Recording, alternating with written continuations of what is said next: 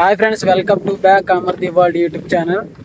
నేను ఇప్పుడు మా ఊరు నుండి కర్ణాటక వెళ్ళిపోతున్నాను. కర్ణాటక ఫిషింగ్ బోట్స్కి వెళ్ళిపోతున్నాను ఫ్రెండ్స్, వలస వెళ్తున్నాను అనమాట. ఇంకా లాస్ట్గా ఏంటంటే మా ఊరు కులదేవత అనమాట, గ్రామ దేవత. ఈ అమ్మవారి గుడికి వచ్చేసి అయితే నేను లాస్ట్గా ఒక దండం పెట్టుకొని ఇంక బొట్టు పెట్టుకొని అయితే వెళ్ళిపోదామని అనుకుంటున్నాను. ఇంకా ఒక స్టోరీ కూడా మాట్లాడుకుందాం.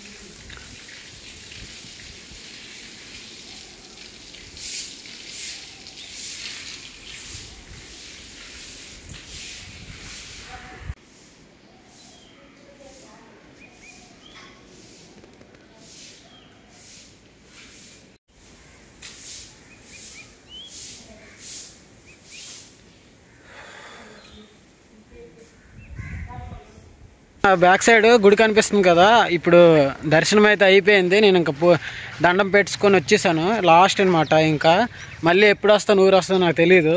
ఊరు వచ్చేటప్పుడు మళ్ళీ గుడికి వచ్చి దండం పెట్టుకుంటాను. ఇంకా ఈ గుడి హిస్టరీ గురించి మాట్లాడేసుకుందాం ఫ్రెండ్స్. ఇంకా అమ్మవారికి చాలా స్టోరీ ఉంది, ఆ స్టోరీ మీరు తెలుసుకోవాలి ఫ్రెండ్స్. ఇంకా ఈ వీడియోని ఎవరైనా లైక్ చేయకుండా చూస్తుంటే లైక్ చేసేయండి, సబ్స్క్రైబ్ కూడా చేసుకోండి. ఒక వేటగాడు పూర్వం ఒక వేటగాడు సముద్రంలోకి ఫిషింగ్కి వెళ్ళగా వలేసాడు అనమాట. ఆ వలేసి లాక్కునే టైంలోని ఒక ఇంత రాయి వచ్చింది. ఆ ఇంత రాయి వస్తే అదేదో నార్మల్ రాయే కదనేసి చేపలేం రాలేదనమాట, ఒక రాయే కదని పారేసాడు. తర్వాత వేరే చోట్ల అంటే సముద్రంలో అక్కడ నుండి వేరే చోటకి వెళ్ళేసి మళ్ళీ అక్కడ వలేస్తే అక్కడ కూడా సేమ్ రాయి వచ్చింది. సేమ్ రాయి, ఏ రాయి అయితే అతను పారేసాడో సముద్రంలోకి మళ్ళీ సేమ్ రాయి వలకొచ్చింది, చేపలే రాలేదనమాట. మళ్ళీ ఇదేంట మళ్ళీ రాయి వచ్చింది అనేసి ఇంకా పారేసి మళ్ళీ వలేసాడు. అప్పుడు ఏంటంటే చిన్న చిన్న వాళ్ళు వేసుకొని ఒక అరగంటలో లాగేసేవాళ్ళు అనమాట. అలాగా మళ్ళీ లాగేశారు, చిన్న తెప్పలు అనమాట, చిన్న బోట్లు. మళ్ళీ లాగేసుకొని మళ్ళీ సేమ్ రాయి. అంటే ఈసారి అక్కడే 3 సార్లు కూడా వేసే ప్లేస్లో వేయలేదు, ఎందుకంటే చేపలు రాలేదు కాబట్టి వేసే ప్లేస్లో వేయలేదు. మళ్ళీ ప్లేసులు మారుస్తూ వలేసాడు, సేమ్ రాయి వచ్చింది. ఇదేంటప్ప సేమ్ రాయి వస్తుంది అనేసి ఇదేదో కొంచెం డిఫరెంట్గా ఉంది కథ అనేసి అప్పట్లోనే ఇలాంటి నమ్మకాలు ఎక్కువ. ఈ రాయి సైడ్కి చేసాడు అనమాట, సైడ్కి పెట్టుకున్నాడు బోట్లోని. ఇంకా వాళ్ళ లాయి కంప్లీట్ అయిపోయిన తర్వాత ఇంకా ఒడ్డుకు వచ్చేస్తున్నారు.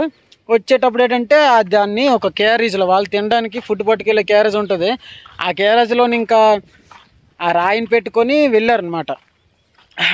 ఇంతున్న రాయి ఒడ్డుకు వచ్చేటప్పటికి అలల మధ్యన ఇంకా ఒడ్డుకు వస్తారు కదా, సముద్రం నుంచి ఒడ్డుకు వచ్చేటప్పటికి ఆ క్యారేజ్ ఎంత హైట్ ఉంటుందో అంత హైట్కి వచ్చింది. ఇదేంటబ్బా ఇంతున్న రాయి క్యారేజ్ ఏమో ఇంత ఉంటుంది, పెద్దది ఉంటుంది కదా, దాని అంత హైట్ అయిపోయింది అనేసి అలా ఆలోచించి ఇంకా అది ఏదో ఉంది. ఇంకా దీన్ని ఇంటికి పట్టుకెళ్ళారు. ఇంటికి పట్టుకెళ్ళేసి ఒక కుండలో పెట్టారనమాట. కుండలో పెడితే నెక్స్ట్ డే వీళ్ళు పడుకొని లేచేటప్పటికల్లా నెక్స్ట్ డే ఆ కుండ పగిలిపోయింది. కుండ పగిలిపోయినంత హైట్కి వచ్చింది అనమాట. అంత హైట్లోకి వచ్చేసిన తర్వాత ఇంకా ఏదో ఉంది అని తర్వాత గోళం అంటారనమాట. అదొక పెద్ద కుండలో ఉంటుంది గోళం, అది మేము గోళం అంటాము. ఆ గోళం లాంటిది ఒక దాంట్లో పెట్టి అది ఇంత హైట్ ఉంటుంది అన్నమాట. అంత హైట్ ఉండే దాంట్లో పెడితే అది అమ్మవారి ఇంత అయిపోయింది, పెద్దది అయిపోయింది అనమాట. ఇంత ఉన్న రాయి పెద్ద రాయి అయిపోయింది. ఇంకా టైంలోని ఇంకా ఎవరికైతే దొరికిందో అమ్మవారు వాళ్ళకి కళ వచ్చింది అనమాట నైట్. నేను ఇలాగా చింతపల్లికి వాడు నుండి వచ్చాను, వాడు నుండి వచ్చి సముద్రంలో పడిపోయాను, ఇలాగా నన్ను ఇప్పుడు మీకు దొరికారు, నేను నా పేరు ఇంక సామలమ్మ ఇది అదని చెప్పగా అప్పుడు అర్థమైంది అనమాట. నన్ను ప్రశాంతంగా ఉండే విశాలంగా ఉండే ఇసుక దెబ్బల పైన పెట్టండి, నాకు ఇరువైపులా గాలి తగలాలి, ప్రశాంతంగా ఉండే నీళ్ళు అయ్యే ఉండాలి, ఇంకా ఏంటంటే నన్ను మూసేయకూడదు, చుట్టూరు మూసేయకూడదు, ఇలా ఈ విధంగా చెప్తే అమ్మవారి కళలో చెప్పారనమాట. నన్ను ఇలాగా దెబ్బల పైన పెట్టండి, చాలా ప్రశాంతంగా విశాలంగా ఉండే ప్లేస్ అనేసి. అది విశాలంగా ఉండే ప్లేస్ అదంతా కూడా. ఇప్పుడు ఏంటంటే పక్కన బిల్డింగ్స్ వచ్చేసాయి. ఇప్పుడు అంతకుముందు పాకు ఉండేది. పాకలో అమ్మవారు ఏంటంటే ఒక కమ్మల పాకలోనే పెట్టమన్నది. ఆ కమ్మల పాకలోనే ఇలా పెట్టారు. తర్వాత అంటే అతనికి ఇలా కల వచ్చి ఇలా చెప్పారు, నన్ను ఇలాగా పెట్టండి అనేసి. అప్పుడు ఊరందరూ కూడా ఒక పండుగలా జరుపుకొని అమ్మవారిని అయితే అక్కడ పెట్టారు. ఇలా జరిగింది. చాలా ఊర్లో చాలామంది అమ్మవార్లకి ఫ్లాష్ బ్యాక్లు ఉంటాయి. ఇంకా మా ఊరు అమ్మవారికి అయితే ఇంకా సముద్రం నుండే వచ్చింది అమ్మవారు. ఆ రాయి కూడా బాగా ఎదిగేసింది అన్నమాట, స్టోన్. మరి అది నిజమో అబద్ధమో కూడా ఎవరికీ తెలియదు. పూర్వం నుండి అలానే చెప్పుకుంటూ వస్తున్నారు, అది మేము నమ్మం. ఇది ఫ్రెండ్స్. ఇంకా అమ్మవారికి అయితే ఇంకా నేను లాస్ట్ అనమాట. కర్ణాటక నుండి ఎప్పుడు వస్తానో అప్పుడే మళ్ళీ ఇక్కడికి వస్తాను. అందుకనే ఇంకా అమ్మవారికి దండం పెట్టుకొని వెళ్ళిపోయాను. మా కులదేవత, మా ఫ్యామిలీ కులదేవత, మా ఊరి కులదేవత సామలమ్మవారు అనమాట. ఇది ఫ్రెండ్స్. ఇంకా ట్రైన్కి వెళ్ళిపోదాం మరి. హాయ్ ఫ్రెండ్స్, ఇంకా విజయనగరం వచ్చేసాం మనం. విజయనగరం రైల్వే స్టేషన్ కనిపిస్తుందిగా. రైల్వే స్టేషన్కి వచ్చాం. టికెట్ తీసుకోవాలి. ఇప్పుడు చెన్నైకి టికెట్ తీసుకుంటాను నేను. చెన్నైకి టికెట్ తీసుకొని అక్కడి నుండి అక్కడికి కర్ణాటక తీస్తా. డైరెక్ట్ గాడి ఉండదు కదా మనకి. చెన్నైకి వెళ్ళాలి, తర్వాత కర్ణాటకకి వెళ్ళాలి.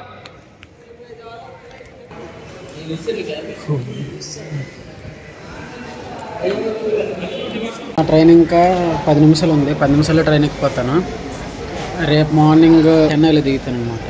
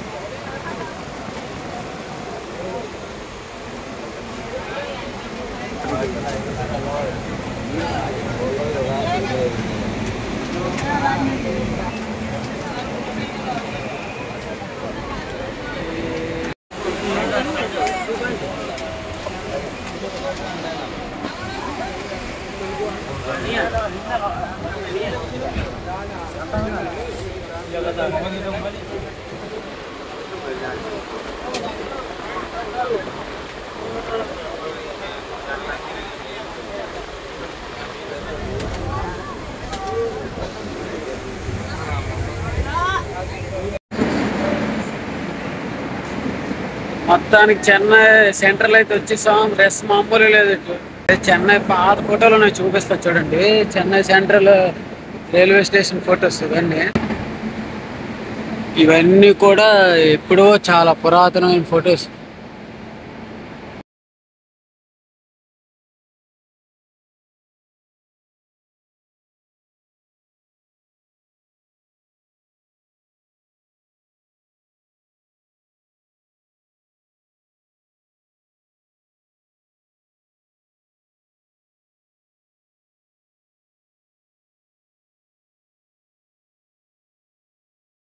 మన విజయనగరం రైల్వే స్టేషన్ కూడా 18వ శతాబ్దంలో కట్టిందనమాట.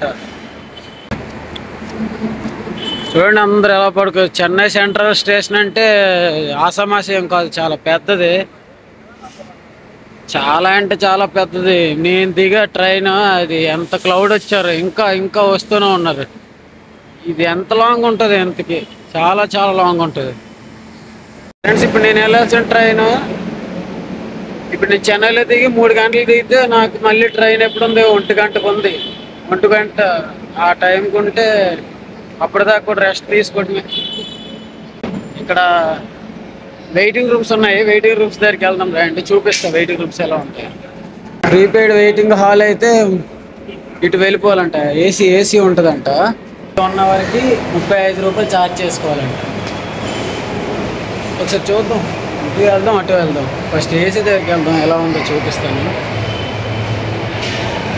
నేను ఎలాగో ఇక్కడ వెయిటింగ్ చేయలే, బయటికి తిరిగేస్తున్నాను. వెయిటింగ్ హాల్ అంటే ఏసీ ఉండేది ఇలా ఉంటుంది అన్నమాట. ఇక్కడ పే చేసుకుంటున్నారు. ఇక్కడ మా ఊరు నుండి బోట్కి వెళ్ళిపోయి ఆ ట్రావెలింగ్ అదంతా ఎలా ఉంది, బోట్ రీచ్ అయిన వరకు కూడా ఇంకా అదంతా వీడియోలో చూపిద్దాం అనుకుంటే ఎక్కడే నన్ను 1 గంట వరకు మట్టి పెట్టారు.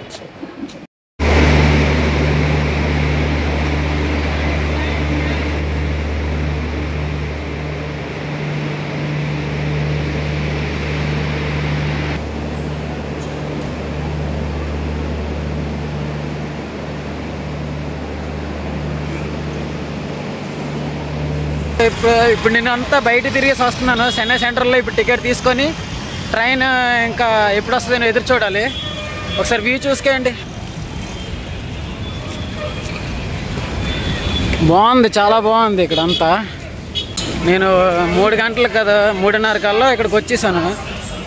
3:30కి వచ్చాక ఇక్కడ నేను టికెట్ అడిగితే 10 గంటలకు రా బాబు అన్నారు. సరేలే 10 గంటలకు అంటే అప్పటికి ట్రైన్ బాగా డిలే ఉంది, అందుకనే టికెట్ చూపించట్లేదంట ఆన్లైన్లో. ఇప్పుడు వెళ్తాను టికెట్ తీసుకొని ఇంకా వెయిట్ చేస్తా. ట్రైన్ కూడా కొంచెం వేగంగా పెట్టేస్తాడు. ఇక్కడ సెంటర్లోనే పెడతాడు. చెన్నై సెంటర్లో పెట్టేసి ఇంకా నేను వేగంగా వెళ్ళిపోతే నాకు సీట్ ఉంటుంది కూర్చోడానికి. ఎందుకంటే జనరల్ కదా, వేగంగా వెళ్ళిపోవాలి, వేగంగా వెళ్ళి కూర్చోవాలి.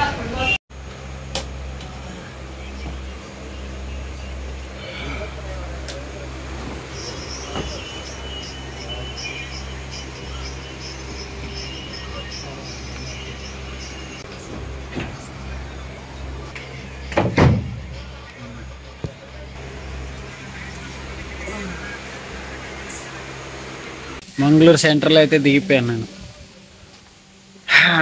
ఇంకా నేను పోర్ట్కి వెళ్ళిపోవాలి. పోర్ట్కి వెళ్ళిపోయి మార్నింగ్ వీడియోలో బోట్ చూపిస్తాను. ఇంకా అక్కడికి వీడియో ఎండ్ చేసేస్తా. ఇప్పటికి టైము 5:30 అవుతుంది. 5:30కి ల్యాండ్ అయ్యాను నేను.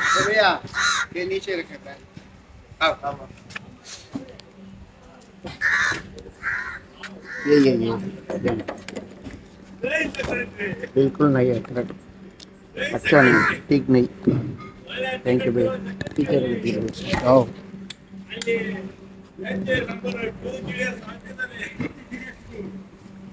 चला ये किधर है?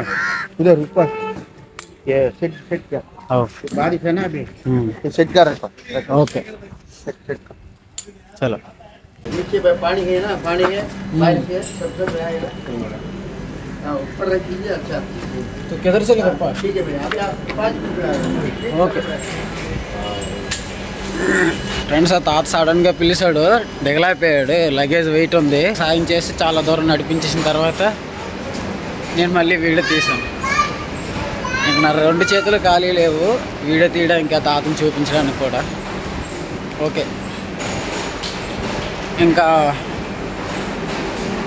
వీడియో అలాగే చూడండి, లాస్ట్ వరకు వచ్చేసరి ఈ వీడియోని కూడా కంప్లీట్ చేసేయండి. మంగళూరు రైల్వే స్టేషన్ బయటకు వచ్చేసాం. చూడండి నా back side Mangaluru railway station. ఇదంతా మంగళూరు రైల్వే స్టేషను. ఇంకా ఇప్పుడే తెల్లవారుతుంది. ఇంకా మన ఇంటి దగ్గర అయితే 5:30 తెల్లవారిపోద్ది మేము ఉండే ప్లేస్లో. 5:30కి ఎలా ఉంటుందో ఇక్కడేమో 6 గంటలకు అలా ఉంది. ఇంకా 6:15 దగ్గర 6:15 అవుతుంది. ఇప్పుడు నేను మంగళూరు జట్టికి వెళ్ళాలంటే, బోట్లు ఉండే ఏరియాకి వెళ్ళాలంటే 2 కిలోమీటర్లు నడాలి. No bro, just walking. No bro,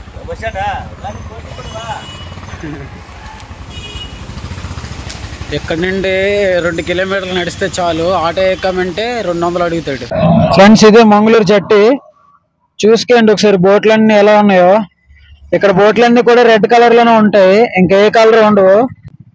మనం నెక్స్ట్ ఈ రెడ్ బోట్ లోనే తిరిగిపోతున్నాం. దానికి ఒక కంపెనీ ఉంటది అంతే. ముందు నా కంపెనీ పేరు రాస్తారు, నేను ఎక్కబోయే బోట్ పేరు, అదంతా కూడా నెక్స్ట్ వీడియోలో మీకు తెలుస్తుంది.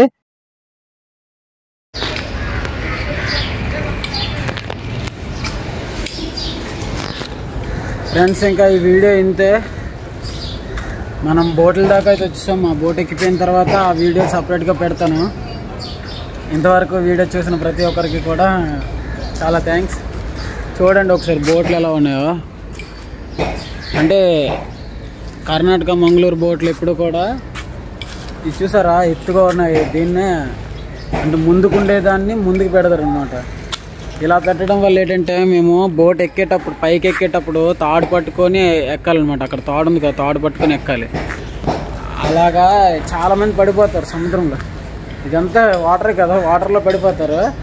తాగేసి ఉంటే పక్కాగా పడిపోతారు. అది ఎక్కేటప్పుడు మాత్రం చాలా జాగ్రత్తగా ఉండాలి. నెక్స్ట్ టైం వీడియోలో ఇంకా బెటర్గా చూపిస్తాను. ఇంక ఇప్పుడైతే నెక్స్ట్ వీడియో కోసం వెయిట్ చేయండి. ఇంకుంటా ఫ్రెండ్స్, బాయ్ అందరికీ.